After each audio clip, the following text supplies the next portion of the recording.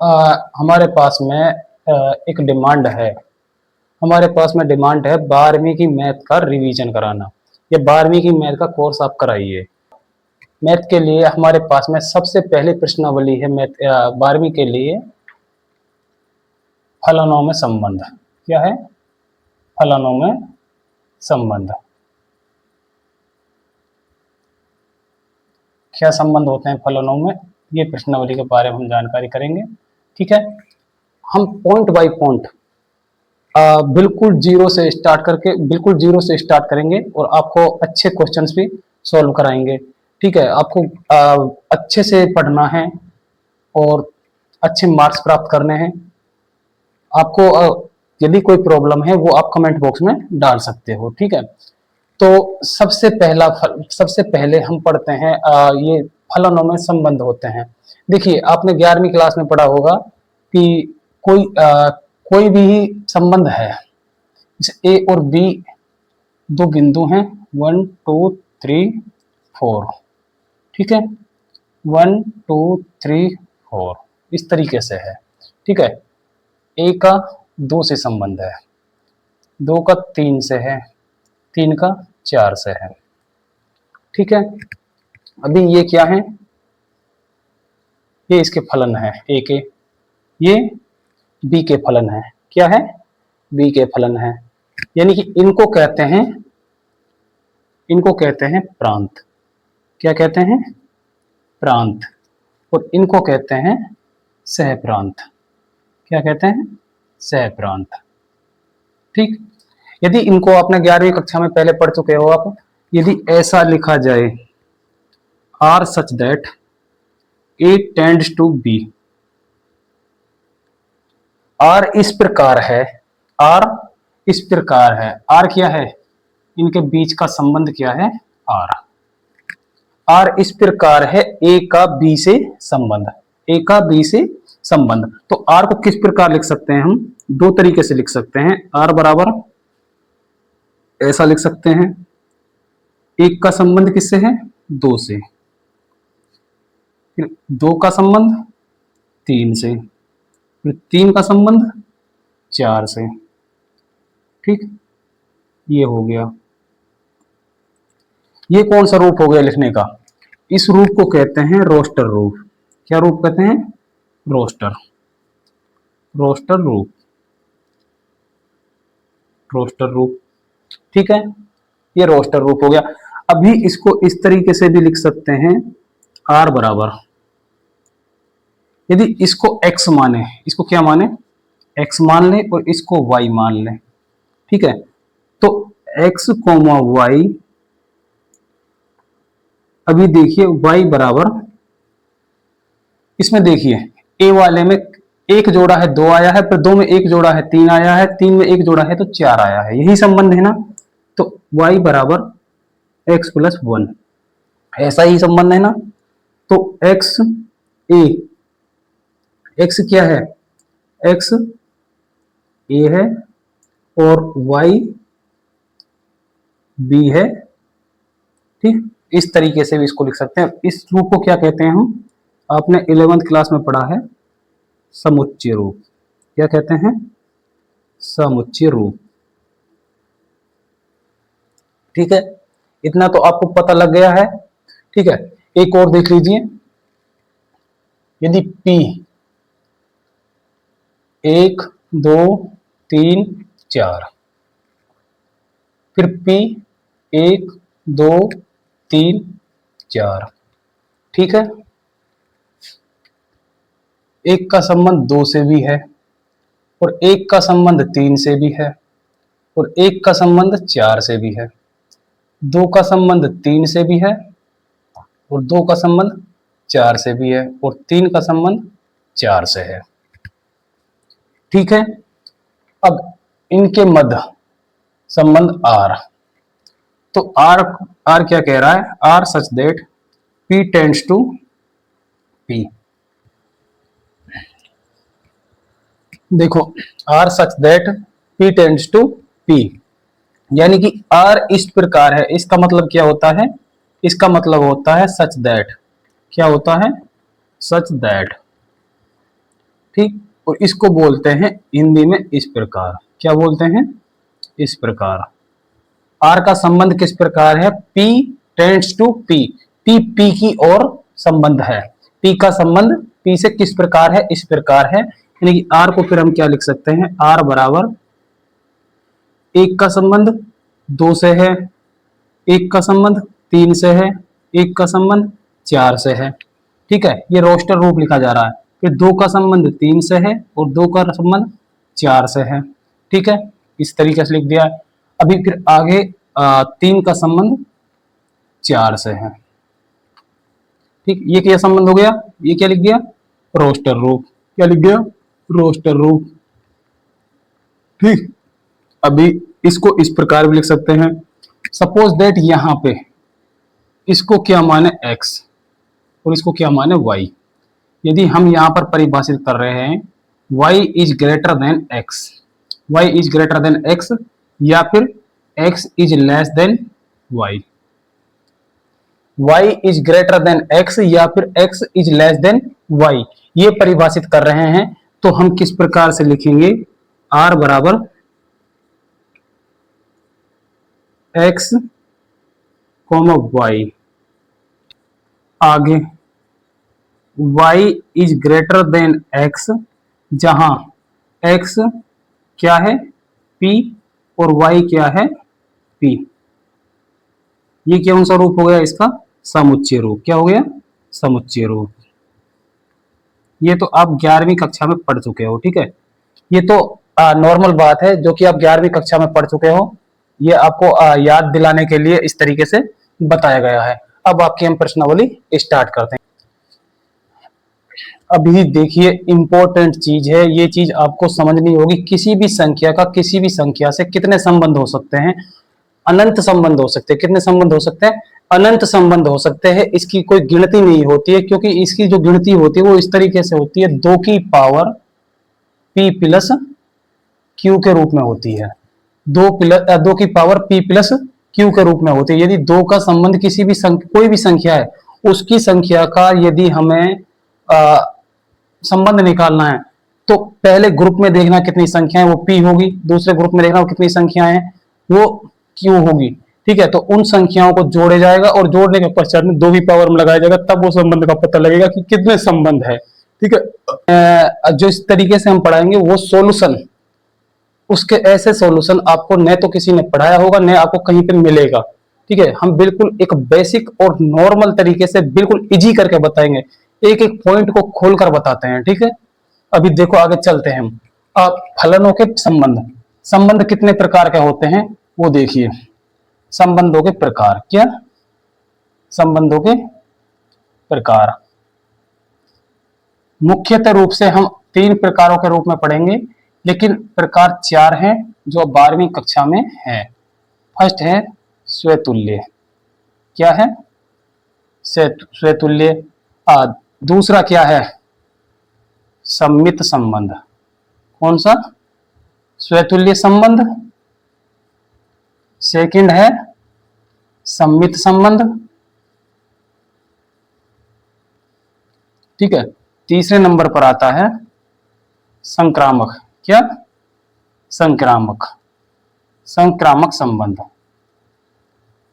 इसमें से इंपॉर्टेंट क्या है, संक्रामक संबंध। क्या है, संक्रामक संबंध। यदि आप चौथा जानकारी चाहते हो तो वो होता है तुल्यता, तुल्यता संबंध, लेकिन इसके बारे में इतना इंपॉर्टेंट नहीं है। तो हमारा इन चारों संबंधों में से 12वीं कक्षा में इंपॉर्टेंट कौन सा है, संक्रामक इंपॉर्टेंट रहेगा। क्या रहेगा, संक्रामक इंपॉर्टेंट रहेगा। यहीं से क्वेश्चन आते हैं और यहीं से, इसी पे हमको ज्यादा फिक्र करनी है, लेकिन पढ़ेंगे हम सबके बारे में। अभी देखिए तुल्यता संबंध के बारे में पढ़ेंगे। किसके बारे में पढ़ेंगे, तुल्यता संबंध। ये स्वतुल्य संबंध फर्स्ट नंबर पर आता है, स्वतुल्य संबंध, स्वतुल्य संबंध। स्वतुल्य संबंध, इसको इंग्लिश में क्या बोलते हैं, रिफ्लेक्सिव रिलेशन, रिफ्लेक्सिव रिलेशन, स्वतुल्य संबंध। स्वतुल्य संबंध की परिभाषा क्या कहती है, स्वतुल्य संबंध की परिभाषा क्या कहती है, यदि किसी भी यदि स्वतुल्य संबंध कहती है यदि संबंध समान हो, क्या हो, समान हो। देखो जैसा कि नाम से ही पता लग रहा है तो स्वतुल्य संबंध होगा। कौन सा होगा, स्वतुल्य संबंध होगा, स्वतुल्य संबंध होगा। जैसा कि इसके नाम से ही पता लग रहा है, आप देखिए स्वतुल्य मतलब स्वयं से ही संबंध, स्वयं की तुलना में स्वयं से ही संबंध होना चाहिए, स्वयं की तुलना में स्वयं से ही संबंध होना चाहिए। जैसे देखो एक बार तो मैं आपको डायग्राम के रूप में समझा देता हूं, उसके पश्चात में प्रश्न जैसे आता है उसके हिसाब से समझा देता हूं, ठीक है। डायग्राम के रूप में देखिए आप, ए बी 1 2 3 4 1 2 3 4, एक का एक से संबंध है, दो का दो से संबंध है, तीन का तीन से संबंध है, चार का चार से संबंध है, ठीक है। यदि इस तरीके से ये डायग्राम बनाया है हमने, डायग्राम के रूप में आता नहीं लेकिन समझाने के लिए, देखो सरल करने के लिए डायग्राम बताया गया है। तो इसमें क्या होता है, इसको मतलब ऐसे लिखा जा सकते हैं हम, R such that a tends to b, a tends to b. R इस प्रकार है कि ए का संबंध बी से किस प्रकार है, आर बराबर एक का एक से है, दो का दो से है, तीन का तीन से है और चार का संबंध चार से है। यदि इस प्रकार है, यदि इस प्रकार है तो हमारा जो हमारा क्वेश्चन आएगा वो इस प्रकार से आएगा, या तो इस तरीके से लिखा होगा, ठीक है, या तो इस तरीके से लिखा होगा, बताइए कि इसमें कौन सा संबंध है, इसमें कौन सा संबंध है। या तो इस प्रकार प्रश्न में लिखा आएगा कि कौन सा संबंध है ये बताना है, ठीक है। तो इसमें स्वतुल्य संबंध है, कौन सा संबंध है, स्वतुल्य संबंध है। कैसे पता लगाया हमने, क्योंकि स्वयं का स्वयं से संबंध, एक का एक से ही संबंध है ना, दो का दो से ही संबंध है, तीन का तीन से ही संबंध है, चार का चार से ही संबंध है ना, किसी और संख्या से संबंध नहीं है, तो ये स्वतुल्य संबंध होगा।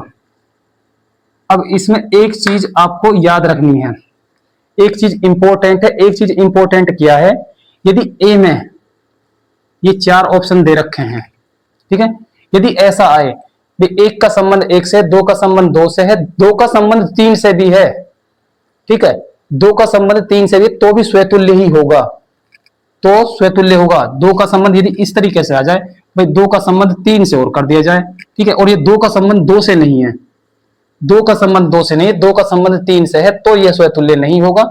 यदि दो का संबंध दो से है और दो का संबंध तीन से भी है और दो का संबंध चार से भी है, ठीक है, तो यह स्वतुल्य रहेगा।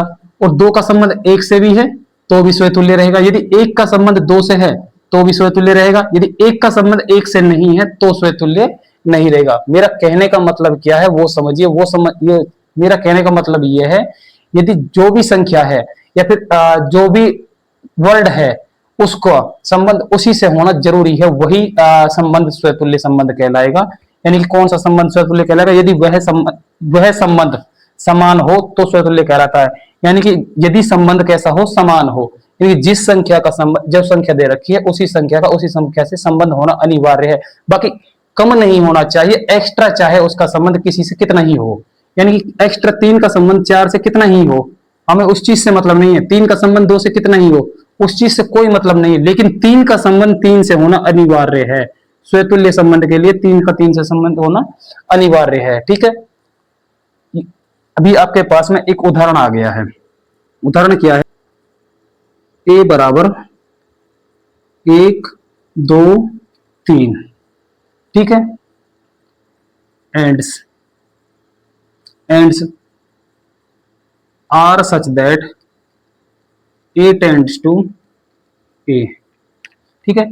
ये तो कंडीशन रख दी है, ए एक दो तीन है और आर सच दैट है, यानी कि आर इस प्रकार है, ए का संबंध ए से है। किसका संबंध कैसे है, ए का संबंध ए से है।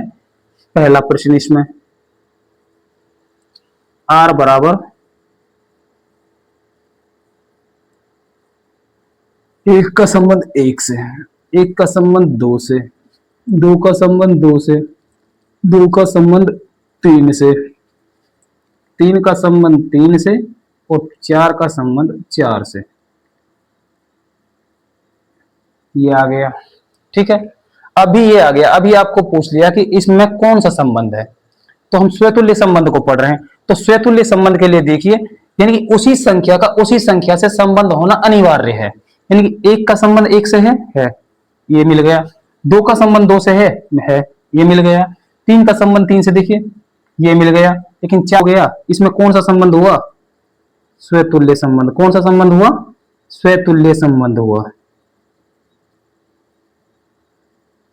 समझ में आया? बहुत इजी करके, बिल्कुल बिल्कुल इजी करके और खोल के आपको समझा दिया है। यदि जो ए यानी कि R such that a tends to a, ये इसको समझिए पहले। R such that a tends to a, R इस प्रकार है कि ए का संबंध ए से है। किससे है, ए का संबंध ए से है, यानी कि ए की ओर संबंध करता है। ठीक है, तो उसमें क्या है, यदि ए में दी हुई सारी संख्याएं, ए में दी हुई ए ग्रुप में सारी संख्या जितनी दे रखी है, यदि वो अगले ए वाले ग्रुप में सारी संख्याओं से संबंध बनाते हैं, यानी कि प्रत्येक संख्या से संबंध बनाते हैं, तो वही संबंध हमारा सहतुल्य संबंध कहलाता है। ठीक है,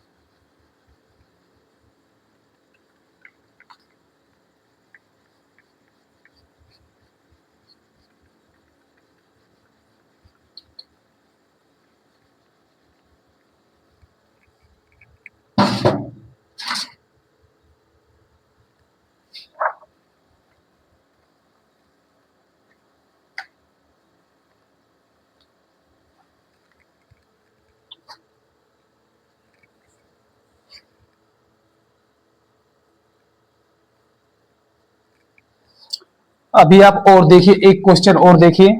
2 से 3 क्वेश्चन करेंगे तभी जाके समझ में आएगा अच्छे से। एक क्वेश्चन और देखिए, आर बराबर 1 2 1 3 1 1 2 3 2 1 3 1 और 3 3 3 4 3 2 3 2। अभी यहां पे देखिए, हम अभी ये हमारे पास में दे दी गई है श्रृंखला।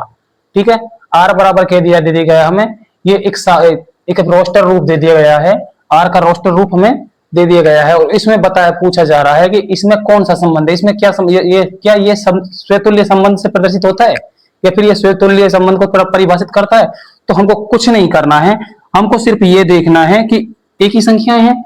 इस क्वेश्चन तो देखो ये है ओरिजिनल, ये तो हमारे लिए परिभाषित करने के लिए ये सारी श्रृंखला। इसको जो समझ गया, वो समझ गया, प्रश्नावली को समझ गया। जो इस चीज को समझ गया वो प्रश्नावली को समझ गया, और जो इस प्रश्नावली को समझ गया वो मैथ 12वीं कक्षा की टॉप मैथ को समझ गया बिल्कुल। ठीक है, क्योंकि सबसे हार्ड प्रश्नावली है ये। क्या है, सबसे जटिल प्रश्नावली, सबसे कठिन प्रश्नावली है ये। ठीक है, तो इसमें क्या है कि इसको समझिए। इसका मतलब क्या हुआ, ए कोई ग्रुप है 1 2 3, जिसमें क्या, कितने ग्रुप में कितने सदस्य हैं, 1 2 3 सदस्य हैं। और R such that a tends to a, R इस प्रकार है, ए से संबंध बना रहा है। किससे संबंध बना रहा है, ए से, यानी कि ये अपने आप से संबंध बना रहा है, अपने आप से संबंध बना रहा है। तो इसमें सीधा है, यदि इसका एक संबंध बनाएगा, इसका एक है जो वो एक से भी संबंध बनाएगा, 2 से भी बनाएगा, 3 से भी बनाएगा।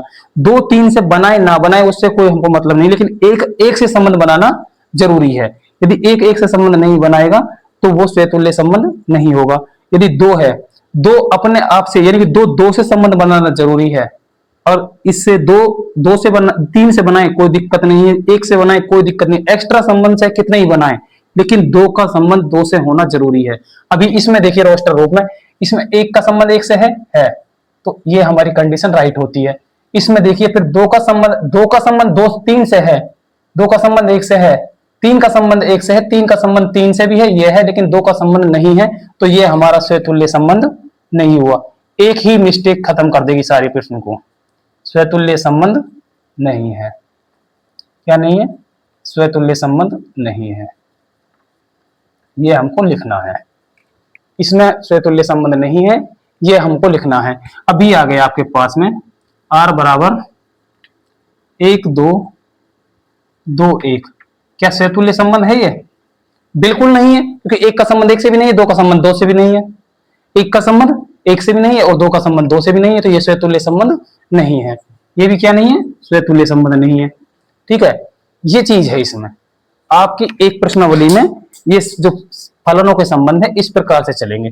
यदि जिसको एक प्रश्नावली, जो आप प्यार से सुनिए, यदि जिसको जो एक प्रश्नावली है जिसको ये समझ में आ गई उसको समझो 12वीं कक्षा की पूरी गणित समझ में आ गई, क्योंकि आगे जो आगे गणित है वो आगे मैथ है जो वो बिल्कुल इजी है। ये सबसे हार्ड चैप्टर है, ये क्या है? सबसे कठिन चैप्टर है, इसको ही समझना पड़ेगा।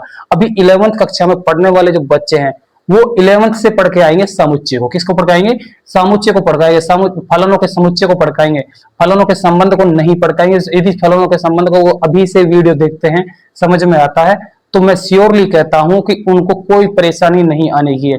जो हमारा वीडियो देखेगा उसको कोई को परेशानी नहीं आएगी, क्योंकि हम बिल्कुल ये चीज आपको, जो चीज हम बता रहे हैं, ये चीज आपको न तो आपको क्लास में बताई जा सकती है, न किसी टीचर ने आज तक पढ़ाया होगा। यदि किसी ने पढ़ाया होगा तो मुझे इतना नॉलेज भी नहीं है, लेकिन मेरे हिसाब से ये चीजें किसी भी टीचर, कोई भी टीचर नहीं बताता, क्योंकि जो किताब के अनुसार, सिलेबस के अनुसार होता है उसी चीज को बताते हैं सब। ठीक है, तो हमको तो सिर्फ क्या चाहिए? देखो एग्जाम में ये आ गया हमारे पास में आर का रोस्टर रूप ये दे दिया गया हमारे लिए। ठीक है, और उसमें प्रश्न में लिख दिया है कि बताइए, 1 नंबर का प्रश्न आ गया कि बताइए इसमें कौन सा संबंध है। यदि हम संबंधों के बारे में जानकारी जानते हैं तो हमको सिलेबस से हटके जो हम आपको बता रहे हैं वो चीज समझना चाहिए कि इसमें संबंध कौन सा है।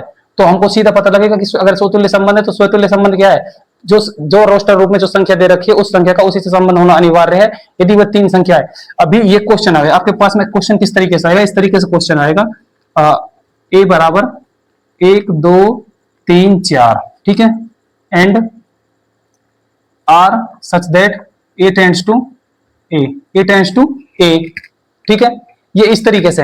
अभी या तो ऐसा भी पूछ सकते हैं, यहाँ पे या पूछ सकता है कि रोस्टर रूप लिखो, इसका रोस्टर रूप लिखो, या फिर इसका रोस्टर रूप लिखिए, पूरा कंप्लीटली रोस्टर रूप लिखिए, या फिर इसको सामुच्चय के रूप में लिखिए। तो सामुच्चय के रूप में किस प्रकार से लिखेंगे हम?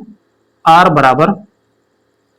बराबर एक्स कोमा वाई, ठीक, और यहां पे लिखना चाहो तो लिख सकते हो आप एक्स बराबर वाई, लिखना चाहो तो लिख सकते हो। यदि यहां पे आ जाए आपके पास में प्रश्न में ये आएगा x is greater than y, या फिर ऐसा आए as x is less than y, ऐसा कुछ भी आए तो हमको ये कंडीशन है, जो ये कंडीशन हमको यहां पर लिखनी होगी, ठीक है। अभी हमको कुछ नहीं दिया हुआ है तो हम इसको ना लिखें तो भी कोई दिक्कत नहीं है। तो हम क्या लिखेंगे आगे लिखेंगे हम एक्स क्या है ए और y क्या है b, ठीक है।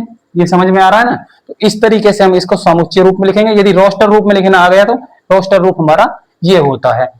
एक तो ये तरीका होता है, मतलब इस तरीके से क्वेश्चन आता है रूपों में लिखे। एक संबंध के रूप में यदि आपको रोस्टर रूप दे दिया गया, यदि संबंध के बारे में पूछ लिया और आपको उसमें स्वतुल्य संबंध है, स्वतुल्य के बारे में पूछ लिया है, तो आपको क्या देखना है?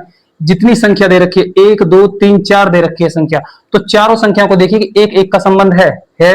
यदि इन चारों का आपस में तो चाहे कितना भी संबंध रहे, कितना भी अनंत संबंध रहेंगे, एक संख्या का अलग संख्या से हजारों संबंध रहते हैं, लाखों संबंध रहते हैं, अनंत संबंध रहते हैं, हमें कोई पता नहीं कितने संबंध रहते हैं, ठीक है। लेकिन इस चीज का तो हमें पता है कि स्वतुल्य संबंध में इसी संख्या से संबंध होना अनिवार्य है, तो ही स्वतुल्य संबंध कहलाएगा। अभी सेकंड देखिए हमारे पास में है सम्मित संबंध। कौन सा है? सम्मित संबंध। सम्मित संबंध को कहते हैं साइमेट्रिक रिलेशन,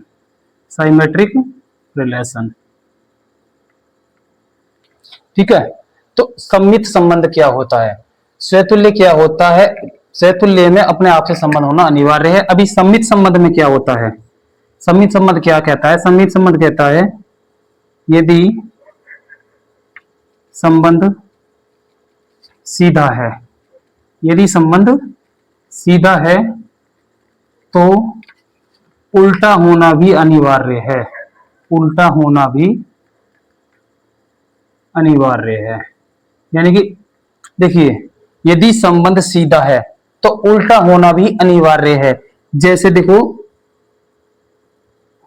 उदाहरण बाद में देखते हैं, पहले आप एक बार डायग्राम से समझिए। डायग्राम क्या बोलता है, 1 2 3 4, ये ए है। ए का संबंध बी से है, किससे है, बी से है। ए का संबंध बी से है और बी डायग्राम ये है 1 2 3 4। तो इसमें क्या है, यदि एक का संबंध दो से है, एक का संबंध दो से है, तो दो का संबंध भी एक से होना अनिवार्य है, एक से होना अनिवार्य है। यदि दो का संबंध एक से है तो एक का संबंध भी दो से होना अनिवार्य है। देखो, जब दो का संबंध एक से हो गया, देखो एक चीज आप समझो कि एक का संबंध जब दो से हो गया तो दो का संबंध तो ऑटोमेटिक इससे हो गया ना। लेकिन हम क्या समझना चाह रहे हैं वो समझिए।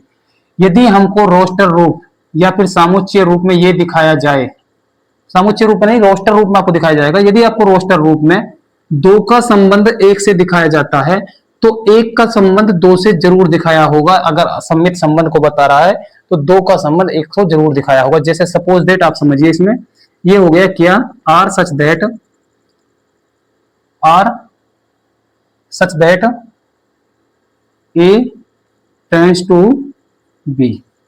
आर इस प्रकार है, आर मतलब रिलेशन इस प्रकार है, संबंध इस प्रकार है कि ए बी से संबंध बना रहा है। किससे संबंध बना रहा है, बी से संबंध बना रहा है।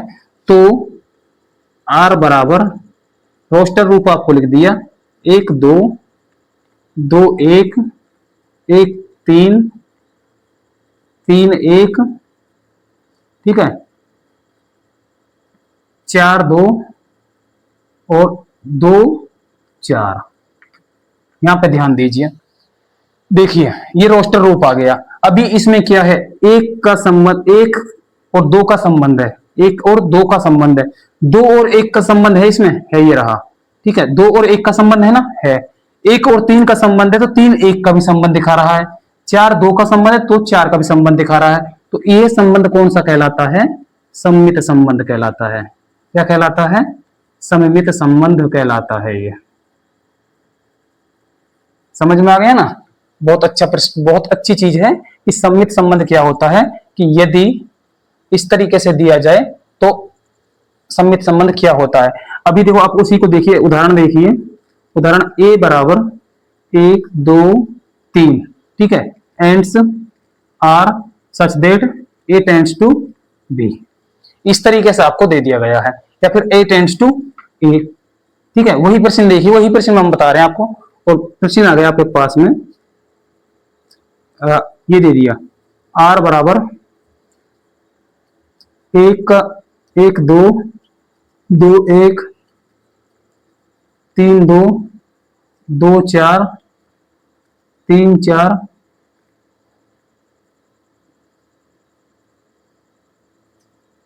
4 3 और 2 3, ये आपको दे दिया गया है, ठीक है। तो इसमें संबंध बताइए कौन सा संबंध है भाई, एक और दो का संबंध, दो और एक का संबंध है गया, ठीक है। तीन और दो का संबंध है, तीन दो और तीन का संबंध है गया, ठीक है। दो और चार का नहीं है तो ये सममित संबंध नहीं है, तो ये सममित संबंध नहीं है। यदि दो और चार का संबंध है तो इसमें ये भी देना चाहिए था रोस्टर रूप में, चार और दो का भी। यदि चार और दो दे गया है तो है, तीन और चार का है तो चार तीन का भी संबंध है, तो ये कौन सा संबंध हो जाता है, इसमें सममित संबंध हो जाता है। कौन सा संबंध हो जाता है, सममित संबंध हो जाता है।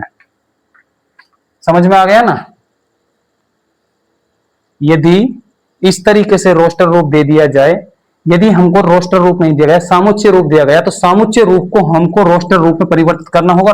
परिवर्तित करने के पश्चात में हम उसमें सममित रूप को देख पाएंगे। यदि आप ऐसा भी नहीं देख पाते हो तो आप ये सीधा देख लीजिए, इसमें आपको ये से रोस्टर रूप दे दिया गया, तो रोस्टर रूप में तो सीधी पहचान है हमारे पास में। यदि दो एक का संबंध दो से है तो दो का संबंध एक से भी होना अनिवार्य है। यदि तीन का संबंध दो से है तो दो का तीन से संबंध होना भी अनिवार्य है। यदि दो का संबंध चार से तो चार का दो से होना भी अनिवार्य है। यदि तीन का संबंध चार से तो चार का संबंध तीन से भी होना अनिवार्य है। यदि इनमें से एक भी संबंध मिस होता है तो वह सममित संबंध नहीं है। ठीक है, हमारी क्लास आज यहीं पर समाप्त होती है। और आपको वीडियो अच्छा लगा हो तो वीडियो को लाइक कीजिए, चैनल को सब्सक्राइब कीजिए और हमें हमारा साहस बढ़ाइए, जिससे हम आपको और अच्छी तरह से बता सके और पढ़ा सके।